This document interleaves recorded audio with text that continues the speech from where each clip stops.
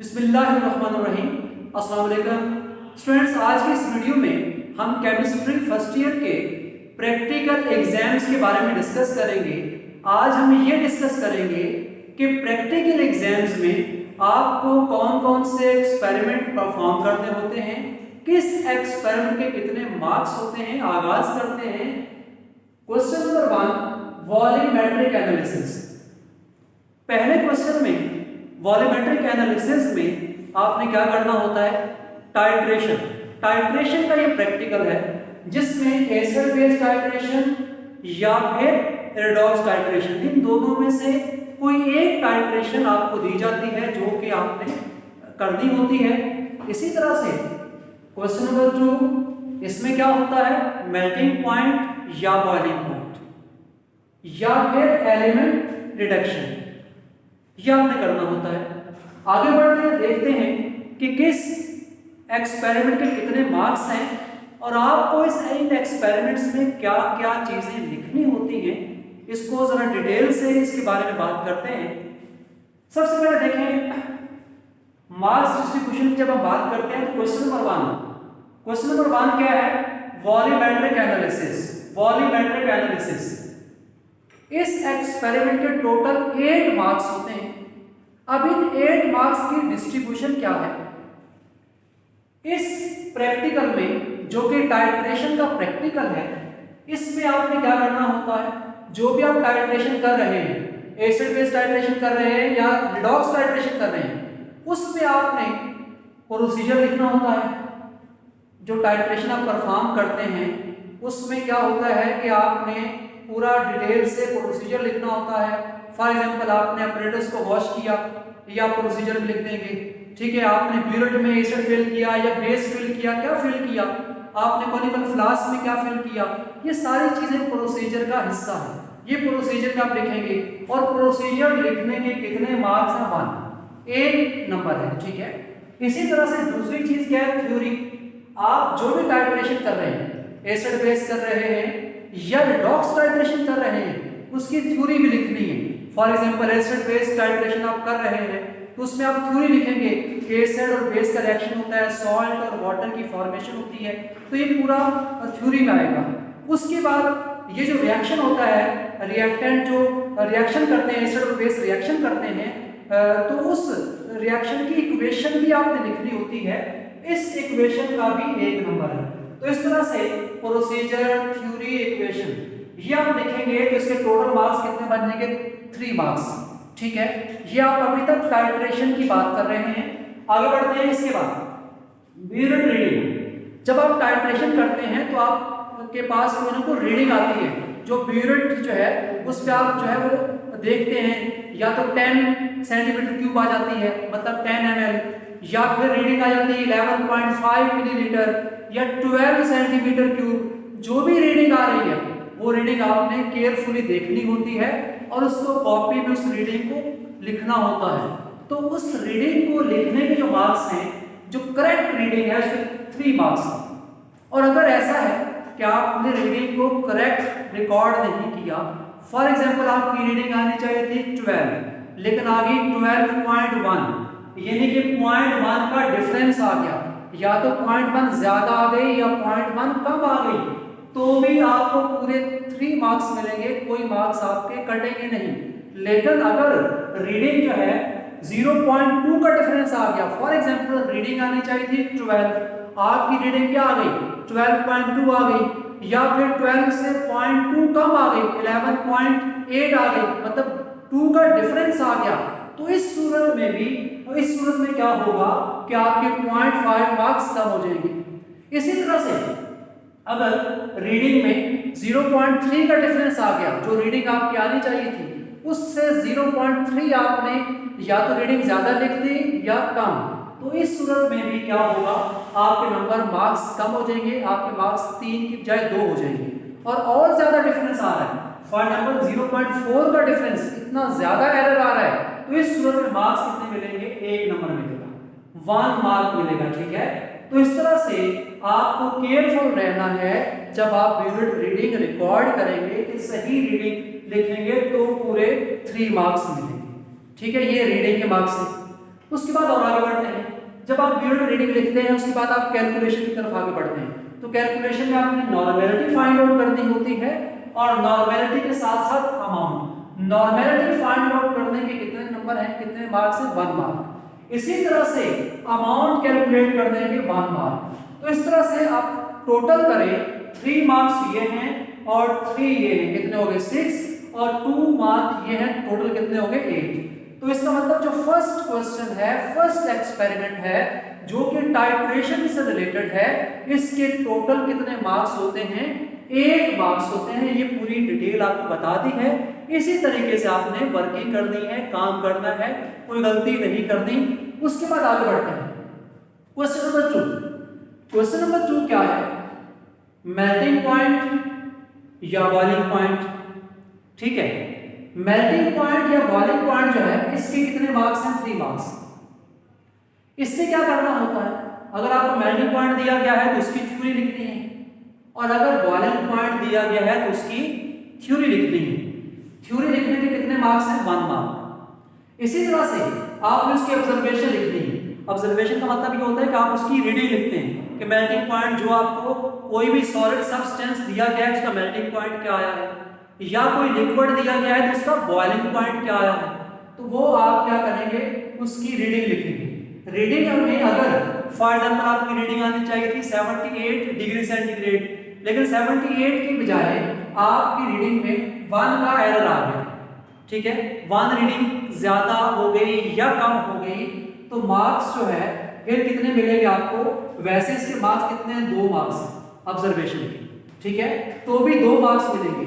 लेकिन अगर उसमें एरर आ गया है, जो रीडिंग आप रिकॉर्ड कर रहे हैं उसमें आप अगर मिस्टेक करते हैं, गलती करते हैं, मतलब रीडिंग आनी चाहिए थी 78 लेकिन रीडिंग आ गई आपकी ज्यादा।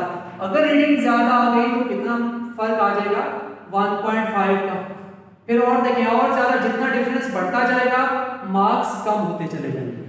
तो यहाँ पर भी आपने केयरफुली रीडिंग को रिकॉर्ड करना है ताकि आपके पूरे 2 मार्क्स आपको मिल जाए। ठीक है, 1 mark theory, 2 marks observation, total marks हैं 3। राइट, और आगे बढ़ते हैं। नेक्स्ट जो है, ऐसा भी हो सकता है कि आपको मेल्टिंग बॉइलिंग की बजाय एलिमेंट डिटेक्शन ये पूछा जाए, मतलब दोनों में कोई एक चीज पूछी जाएगी, या तो ये पूछा जाएगा या ये पूछा जाएगा। अगर एलिमेंट डिटेक्शन आपसे पूछा जाता है तो क्या करेंगे, तो उसमें पहले थ्योरी लिखनी होती है, उसके 0.5 मार्क है। इसी तरह से उसकी इक्वेशन लिखनी होती है, 0.5 मार्क है। इसी तरह से सिस्टमैटिक अप्रोच एंड इक्वेशन।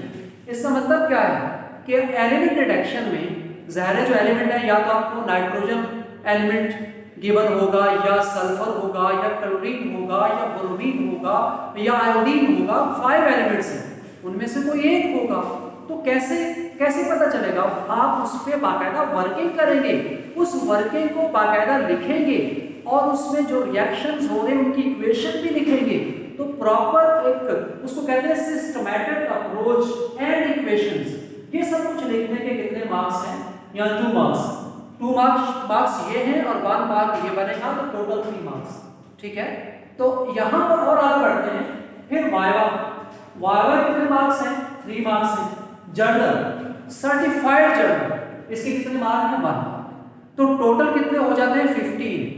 चूंकि जो पहला क्वेश्चन है जो कि टाइट्रेशन से रिलेटेड है, जिसको वॉल्यूमेट्रिक एनालिसिस कहा जाता है, इसके 8 मार्क्स। ठीक है, इसी तरह से जो क्वेश्चन 2 है इसके कितने मार्क्स हैं, 3 मार्क्स हैं। तो 8 और 3 हो गए 11।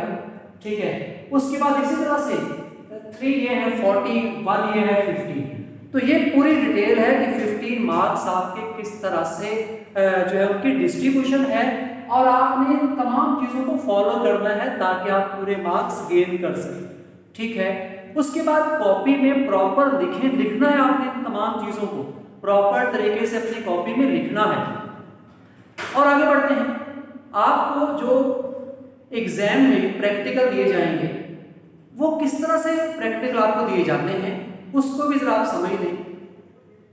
How practicals are given in exam.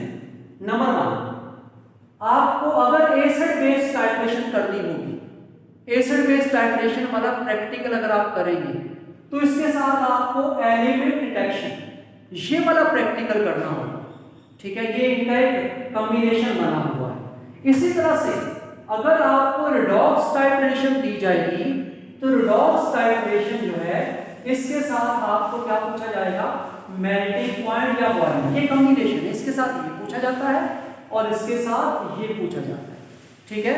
Mass distribution वैसी की वैसी है जैसे आपको बता दिया, ठीक है। अब मैं आपको कॉपी का भी थोड़ा सा बता देता हूं कि अगर ये प्रैक्टिकल आपको परफॉर्म करना है तो परफॉर्म करने के साथ कॉपी में भी ज़्यादा राइट डाउन करना है। किस तरह से राइट डाउन करते हैं थोड़ा सा इसके बारे में भी आपको बता देता हूँ। देखिए ये आपके सामने कॉपी है, ये अगर आप देख सकते हैं इस कॉपी को, इस कॉपी में आप देख सकते हैं कि आपको फॉर एग्जांपल एक आप जो है वो एग्जाम दे रहे हैं, उस एग्जाम में आपको पहले जो है क्या करना है कि टाइट्रेशन करनी है। टाइट्रेशन के लिए आप क्या लिखते हैं, अभी बताया आपको कि पहले तो ऊपर ऑब्जेक्ट है कि आपको जो ऑब्जेक्ट गिवन होता है वो लिखना होता है, वो बोर्ड पे लिखा होता है। जब आप लेबोरेटरी में जाते हैं तो बोर्ड पे ऑब्जेक्ट लिखा होता है, वो कॉपी में यहाँ पर आप अपनी कॉपी में लिख लेते हैं। फिर आप क्या करते हैं, थ्योरी लिखते हैं, इक्वेशन, प्रोसीजर, जो भी चीज़ें आपको बताइए वो लिखनी है यहाँ पर। और ये प्रैक्टिकल स्टार्ट करने से पहले वर्किंग टाइट्रेशन पे वर्किंग स्टार्ट करने से पहले लिखवा दिया जाता है। पहले ही 10 मिनट में आपसे कहा जाता है कि सब कुछ लिख दे, उसके बाद टाइट्रेशन स्टार्ट करनी होती है, ठीक है। तो ये जो भी आपको ऑब्जेक्ट दिया जाएगा, जो एसिड बेस दिया जाएगा या जो रिडॉक्स टाइट्रेशन दी जाएगी, उससे रिलेटेड आप लोगों ने यहाँ पर क्या करना है, थ्योरी, इक्वेशन और प्रोसीजर लिखना है, ठीक है। ये आपको नजर आ रहा होगा, ये आप लिख देंगे। ये सब कुछ लिखने के बाद फिर आप क्या करेंगे, उसके बाद नेक्स्ट ब्यूरेट रीडिंग लिखनी है आपने। देखिए ब्यूरेट रीडिंग आपको नजर आ रही होगी, इस ब्यूरेट रीडिंग जो है इसको आप लिखेंगे। ब्यूरेट रीडिंग कैसे लिखनी है, इसके बाद इसी तरह से ब्यूरेट रीडिंग के बाद नेक्स्ट आपके पास क्या है, नेक्स्ट है नॉर्मेलिटी, ठीक है। नॉर्मेलिटी जो है किस तरह से आप फाइंड आउट करेंगे, तो ये पूरा आप यहाँ पर क्या करेंगे, इसको लिखेंगे, ठीक है। ये सारी चीजें बता दी मैंने कि टाइट्रेशन को कैसे लिखना है, ठीक है। ये एसिड बेस्ड टाइट्रेशन है। अभी आपको बताया था कि एसिड बेस्ड टाइट्रेशन के साथ क्या दिया जाता है आपको, एलिमेंट डिटेक्शन। तो उसमें फिर ये फर्स्ट हो गया। नंबर सेकंड क्या, एलिमेंट डिटेक्शन, ठीक है। और उसमें सॉरी आपको ये बताना भूल गया, नॉर्मेलिटी के साथ आपको क्या करना है, अमाउंट भी कैलकुलेट करनी है, ठीक है। पूरा बता दिया कैसे आपने फाइंड आउट करना है, आगे बढ़ जाए। फिर एलिमेंट डिटेक्शन, इसके बारे में भी क्या बताया, इसकी थ्योरी लिखनी है, इक्वेशन लिखनी है, ये पूरा आपको नजर आ रहा होगा, ठीक है। ये पूरा आपने क्या करना है, इसको राइट डाउन करना है। ये पूरा राइट डाउन करने के बाद और आगे बढ़ जाते हैं नेक्स्ट एलिमेंट डिटेक्शन में। जो भी देखिए इसको इस तरह करके इसके कॉलम बनते हैं ना, बाकायदा 1 2 3 4 कॉलम बनाने होते हैं, ठीक है। इसके पूरे में पहले में एक्सपेरिमेंट, फिर ऑब्जर्वेशन, फिर इन्फेरेंस, फिर इक्वेशन, तो ये पूरा इसका तरीकाकार है। सिस्टमैटिक अप्रोच की भी बात की थी, ठीक है। इस तरह से आप इसको लिख लेंगे, ठीक है। तो ये पूरा तरीकाकार है। होपफुली आपको ये पूरा समझ आ गया होगा कि आपका जो प्रैक्टिकल एग्जाम्स होता है उसमें कौन कौन से प्रैक्टिकल आपको जो है वो दिए जाते हैं, किस प्रैक्टिकल के कितने मार्क्स होते हैं और किस तरह से उनको कॉपी में लिखना होता है। पूरी डिटेल्स आपको सारी बातें बता भी दी हैं, समझा भी दी हैं। और हम कोशिश करेंगे कि नेक्स्ट वीडियो में आपको कैलकुलेशन बताएंगे कि जो भी आपको टाइट्रेशन का प्रैक्टिकल आप करते हैं उसमें आप किस तरह से रीडिंग रिकॉर्ड करते हैं, आप किस तरह से जो है नॉर्मेलिटी फाइंड आउट करते हैं, किस तरह से जो है आप अमाउंट कैलकुलेट करते हैं, इसके बारे में डिटेल से बताएंगे। यहाँ तक जितना आपको बता दिया है आप इसका स्क्रीनशॉट बना लें ताकि आपके पास ये पूरे का पूरा मैटर सेव हो जाए। Thank you.